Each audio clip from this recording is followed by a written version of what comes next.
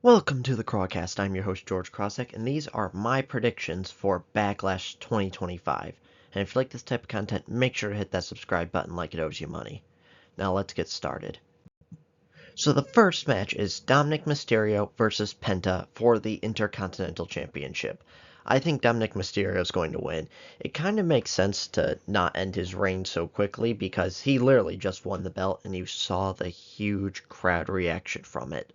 But the one thing that does need to happen is the Judgment Day needs to die. I know I basically say it in every single video, but that group should have died a year and a half ago. There's no reason why that group's still around.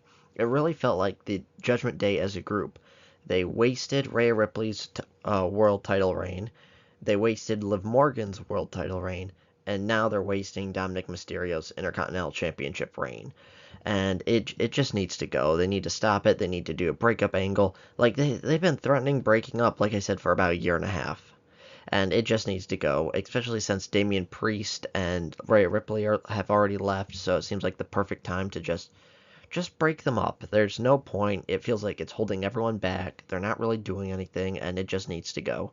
And it also feels a little bit weird because he came in and just felt like such a huge star in the WWE.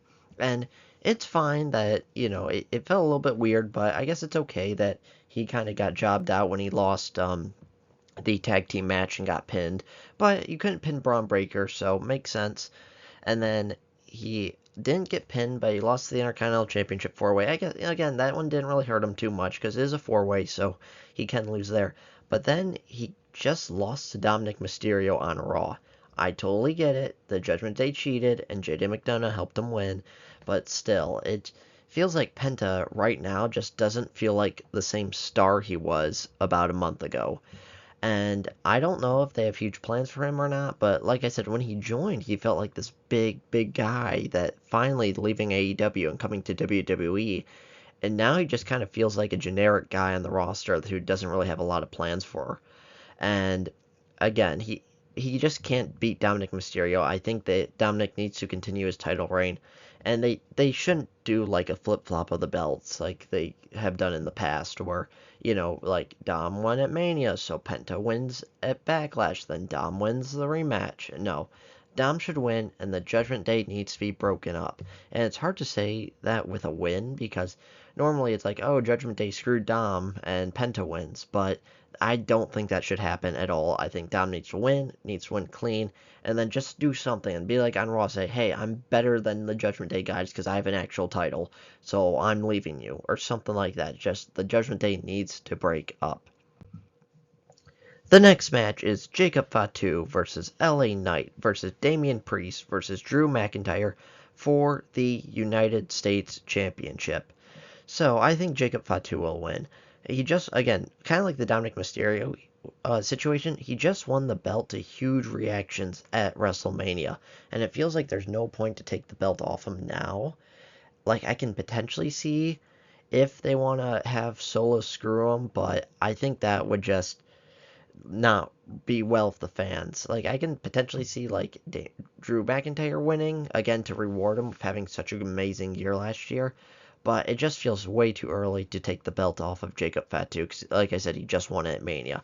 And it's a little bit weird that both Drew McIntyre and Damian Priest are here, because it felt like, okay, Drew McIntyre beat Damian Priest, so now he's going to move on and go up to the next level. Like, he's going to battle for the world title or the US title or something. And now it's just like, no, pretend that match almost never existed. Even though Damian Priest and Drew McIntyre, their feud was kind of just thrown together, they're still feuding, and for whatever reason, it's now just involves the United States Championship. So it feels a little bit weird there, where it's like, I get if you add Drew because he beat Priest, but why is Priest here? And then LA Knight, I get you want his rematch, but again, I feel like it is very important for Jacob Fatu to continue building more momentum and win and keep keep the United States Championship, just like how Gunther had his long title reign and he felt super important. I think Jacob Fatu can do the same thing of making the United States Championship feel really important again. The next match is Pat McAfee versus Gunther. This may be a shocking one, but I actually think Pat McAfee is going to win. So to me, this match relies on basically one thing, in my opinion, is we saw a report saying Gunther wanted to take some time off after Mania. Is he taking that time off now? Because what happened is Gunther attacked Michael Cole and attacked Pat McAfee, and everyone was like, okay, he got suspended. That means he's going to take some time off, and then when he comes back, he'll start getting into a real feud. So, and then all of a sudden, after his suspension, he's back like 2 weeks later, and now he's wrestling Pat McAfee. So, is he still planning on taking time off or not? Because I can see one scenario where if Gunther is still planning on taking time off, he beats Pat McAfee basically to a pulp. This is a complete squash match. He kills Pat McAfee. And then all of a sudden, he goes after Michael Cole. He attacks Michael Cole and potentially gets suspended again, saying, hey, you attacked Michael Cole. You just beat up Pat McAfee, but McAfee agreed to the match. Michael Cole did not agree to any physical activity, and you beat up Cole, so now you're suspended. So I can see that situation where it's like, okay, he's taking time off, so he wins, kills McAfee, and then maybe goes after Michael Cole. I can see a second scenario where this is why I'm picking Pat McAfee, because I think it's more likely, is that Pat McAfee and Gunther go back and forth, with Gunther mostly dominating the match. Pat McAfee will have a comeback spot here and there, but overall Gunther's dominating him. Then uh, Gunther's real next opponent, because keep in mind, if he's not taking time off, he'll need to have like a real next opponent, real next feud, whoever that is. Like I've seen reports that it could be Goldberg. It could potentially be Goldberg. Just think it could be anybody. That person comes in, attacks Gunther, hits Gunther with their finishing move, and McAfee beats Gunther because of that person. Whoever it is costs Gunther.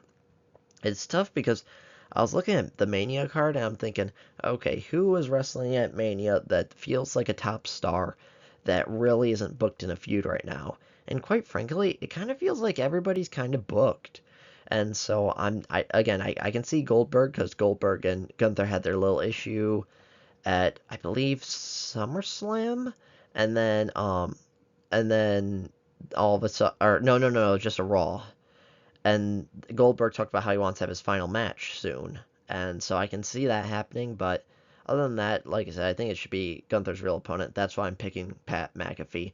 And who knows, maybe to really teach him a lesson, Michael Cole needs to unretire the singlet. He is undefeated at WrestleMania. He beat Jerry Lawler, and so maybe we see Michael Cole come out of retirement to come back and destroy Gunther. That's an idea as well. The next match is Lyra Valkyria versus Becky Lynch for the Women's Intercontinental Championship. I think Becky Lynch is going to win. It feels like, especially since the belts were put off on Mania, or were not on Mania, that the Women's Intercontinental Championship and the Women's United States Championship aren't really respected or treated as real titles. And so I feel like this is important for Becky to win and try to establish this as a real important title. Because think about when WWE was at its like best. It was about 2015 is when it was in one of its best periods, and it's because you had Seth Rollins as the world champion, you had John Cena as the United States champion, and you had Daniel Bryan as the Intercontinental champion. John Cena and Daniel Bryan are main eventers, and they're in the mid card trying to establish and build up the mid card championship. And I think Becky Lynch can do that exact same thing, where she holds the Intercontinental Championship, and then whoever beats her, it could be Lyra Valkyria, it could be literally anybody who's more of a mid-card person, and when they beat her, it's going to be a huge moment and really make that title feel important. And the main event is John Cena versus Randy Orton for the WWE Championship. John Cena's going to win, plain and simple. There's really no shot of Orton winning. It does get me curious if Travis Scott will return again, because this is my problem. This is also how I felt about Roman's final year as WWE champion. Is everyone knows John Cena is going to hold the championship till December, and then one of his final matches, he's going to lose it to whoever. It is going to be a huge, amazing moment when John Cena loses the title.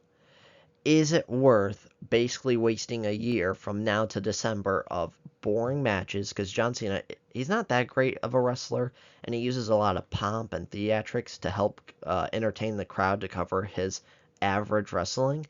And now he's just not doing the pomp and theatrics anymore. And I think he's kind of been boring on purpose, where it's like, hey, I'm ruining wrestling. And again, first off, can't be that he's not that great at wrestling in the first place. And then all of a sudden going back to the I'm ruining wrestling is it's just so boring. That WrestleMania match, which I don't think anyone liked, is going to be every single match from now till December. And I hope Travis Scott doesn't return because I just think that's just going to make the whole situation worse. You should watch my Travis Scott video. But I think you should just say, okay, we screwed up at Mania. We botched it. We shouldn't have had Travis Scott there. Felt like a little bit of a wasted WrestleMania. And we botched that one. We screwed up. Don't insert Travis Scott to try to fix it. Just admit the mistake and move on. That's it. That's all you have to do. And so, this is how and so again, I just feel like it's a little bit wasted. Where think about Roman's final year as WWE champion. At WrestleMania 39, Cody Rhodes should have beat him, and then, but he didn't because everyone's like, well, think about how amazing a moment would be at WrestleMania 40. But that ruined all of Roman's matches between Mania 39 and 40 because everyone's like, well, if Cody's beating him at 40, why would I care about SummerSlam versus Jey Uso? Or why would I care about Royal Rumble versus AJ Styles, LA Knight, and Randy Orton? Or why would I care about Crown Jewel versus LA Knight? Because these guys have no shot at winning because Roman's going to lose it at Mania 40. And this is how I feel about this, where it's like, who cares about any of John Cena's opponents from now till December? Because he's not going to lose it till December. And so, overall, those are my predictions. Let me know your thoughts in the comments below. And if you like this type of content, make sure to hit that subscribe button like it owes you money, and I'll see you on the next one.